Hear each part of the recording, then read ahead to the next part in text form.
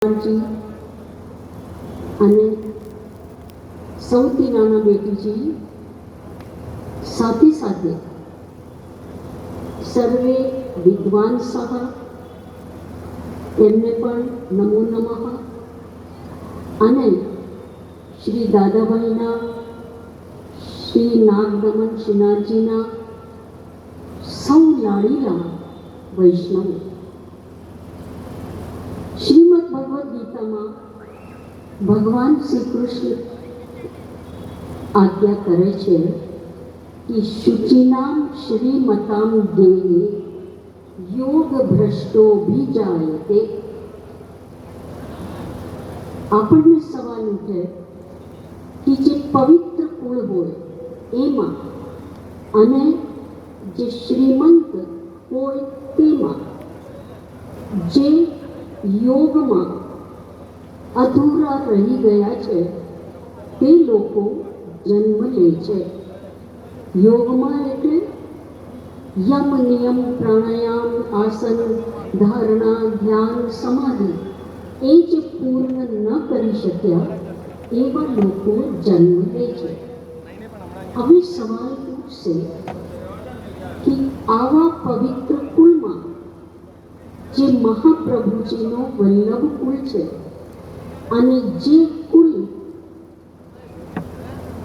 ઈશ્વરનો અર્થાત કે જેને માટે આપ લોકો સાંભળી ગયા કે અસ્મત કુલ નિષ્કલંક અને શ્રી ગોવર્ધનધર જેના કુલપતિ છે એવા કુલમાં જન્મ કેવી રીતે પ્રાપ્ત થાય એવો સવાલ ઉઠે છે.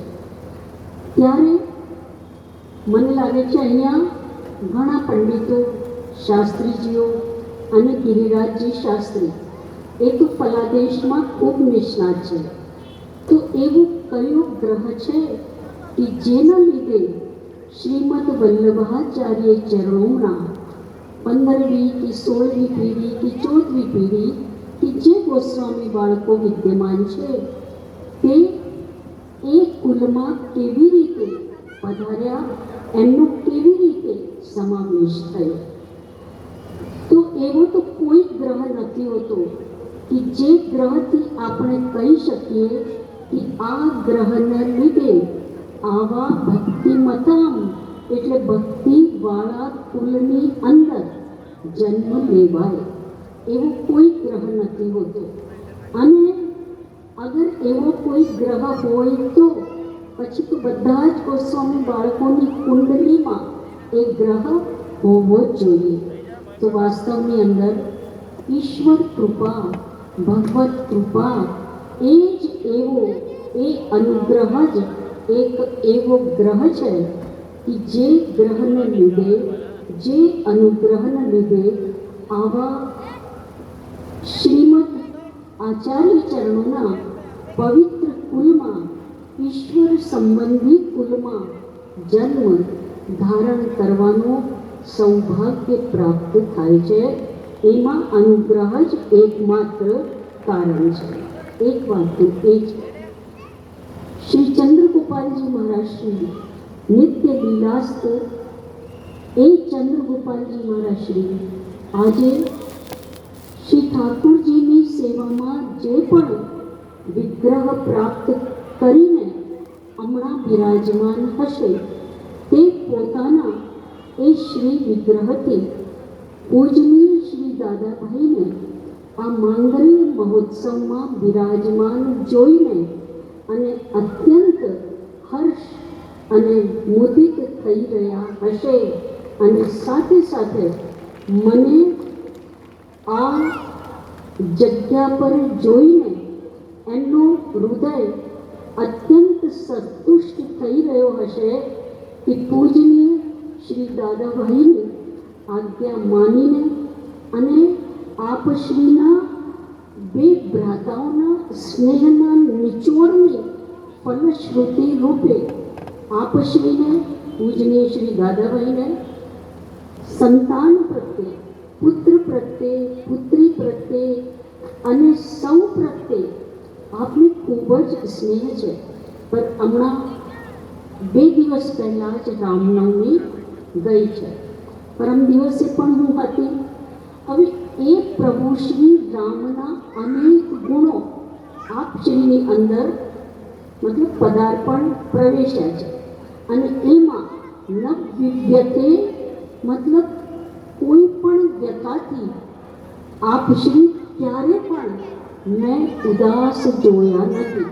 શ્રી ચંદ્રગોપાલજી મહારાજ શ્રી આ જ્યારે દુનિયામાં નથી રહ્યા ત્યારે મને આમ લાગ્યું કે હું લૂંટાઈ ગઈ છું, હું ક્યાંય મેં નથી રહી.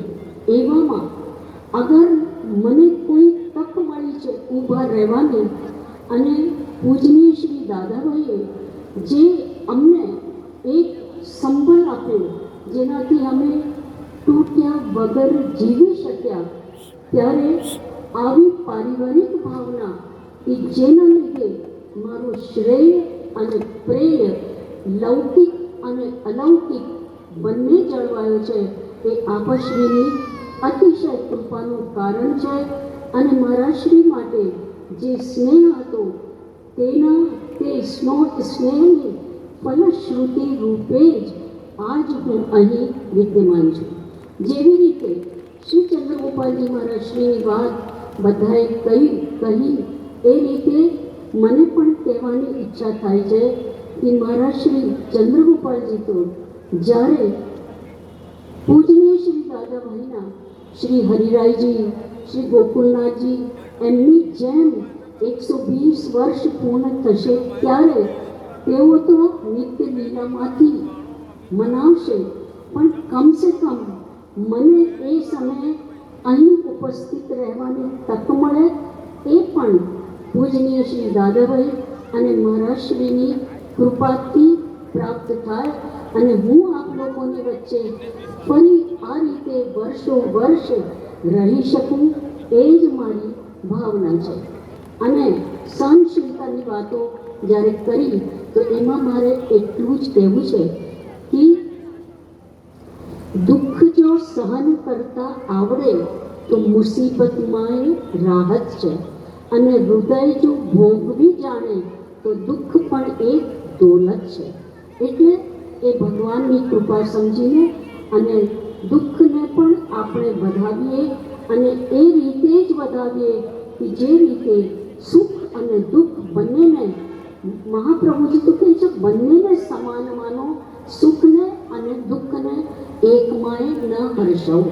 ત્રીજી વાત, સમયનો અતિરેક થાય અને મારા શ્રી હંમેશા કહેતા હતા કે હું આપ લોકો ઉપર મતલબ ઇમોશનલ અત્યાચાર નહીં કરું. એટલે ઇમોશનલ અત્યાચાર તો નથી કરવું, રાત્રિનો સમય છે, પણ એટલું કહેવાનું જરૂર છે કે પૂજનીય શ્રી દાદાભાઈ જ્યાં જ્યાં પણ પધાર્યા, હું દાદાભાઈની નજદીકમાં કરીબન 52 વર્ષોથી છું. મારા 19 વર્ષે લગ્ન થયા ત્યારથી અમદાવાદથી 52 વર્ષથી આપની વ્રજયાત્રામાં, પ્રવાસોમાં ઘણી જગ્યા મારા શ્રી સાથે પ્રવચનોમાં, સભાઓમાં ઘણી વાર ઉપસ્થિત રહેવાનો અવસર મને પ્રાપ્ત થયો છે.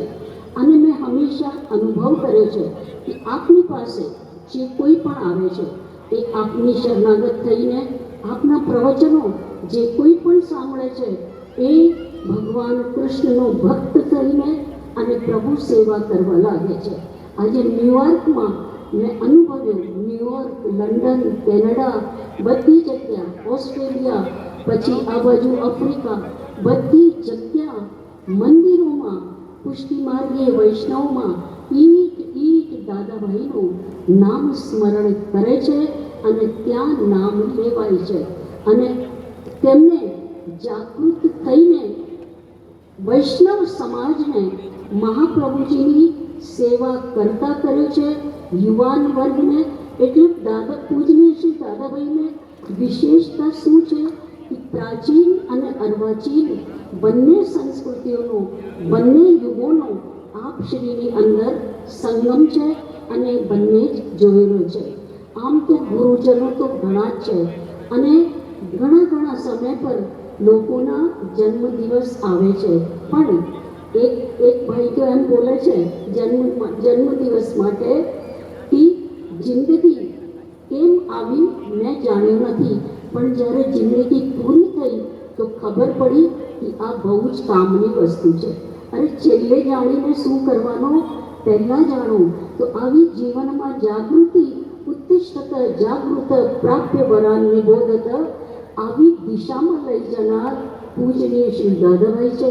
આપ શ્રી વિવેક આપે છે. કલ્પ વૃક્ષ પણ વિવેક નથી આપતો, એને તો જો માંગો તે આપે, પણ દાદા પૂજનીય શ્રી દાદાભાઈ કલ્પ વૃક્ષ પાસે શું માંગવું એનું વિવેક, એની જાગૃતિ આપ શ્રી આપે છે. આવા ગુરુજનો એટલે બહવઃ ગુરવઃ લોકે, બહવઃ ગુરવઃ લોકે શિષ્ય વિત્તાપહારકાઃ, અને વિરલા ગુરવઃ લોકે શિષ્ય ચિત્તાપહારકાઃ.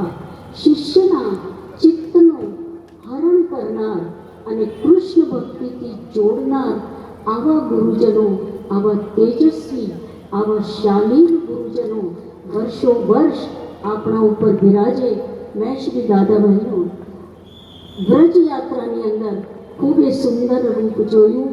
પરિવારને લઈને, સંસ્કારોને લઈને, અને પરિવાર એટલે આપના માટે વસુધૈવ કુટુંબવત આખી એ વૈષ્ણવ સૃષ્ટિ એક પરિવાર છે, અને બધાને સાંભળે છે, સમય આપે છે, અને એમની સમસ્યાઓનું સમાધાન કરે છે.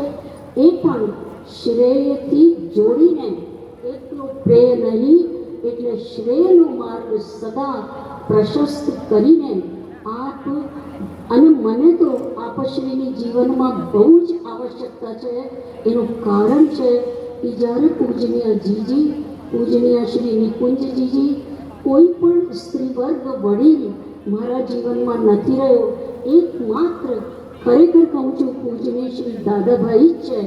એટલે એવામાં આપશ્રીની ખૂબ જ આવશ્યકતા મારા જીવનમાં વિદ્યમાન છે, આવશ્યક છે.